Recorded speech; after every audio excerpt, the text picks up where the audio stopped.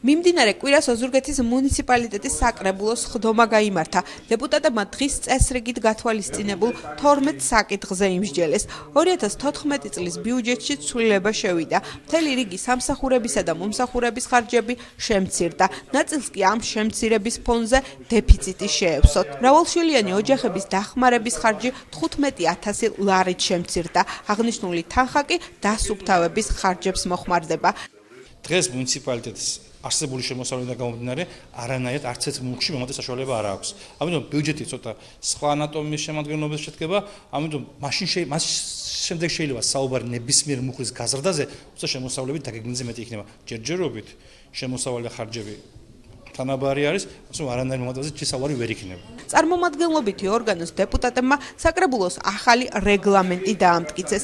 აღნიშნული რეგლამენტით საკრებულოს წევრისთვის განკუთვნილი ხარჯების ანაზღაურების წესიც ისაზღვრება. ხარჯის განკარგვის ახალი წესი თუ მიუღებელია ოპოზიციონერი დეპუტატებისთვის, მის პოზიტივზე საუბრობს მართველი პარტია.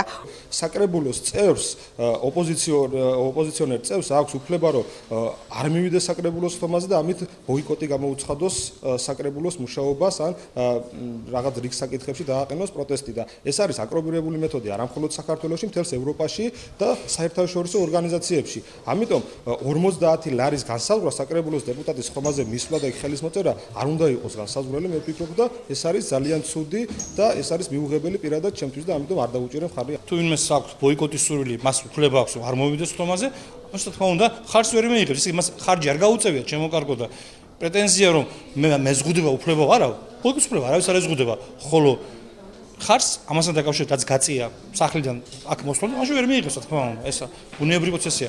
ადამიანი შეიძლება ავათაც გახდე და ვერ მოხვიდე, ვერცა მაშინ არ გაგიწევია ხარჯი, არ მოსუხავს თომაზე, ხო და შემდეგ მოითხოვა მაშინ ხარჯი მოიცდო, ეს და უკანონობა არის თავიდან ბოლომდე. 2014 წლის 1 ოქტომბრის ოზურგეთის მუნიციპალიტეტის საკრებულოს ხდომას 36 დეპუტატი ესწრებოდა.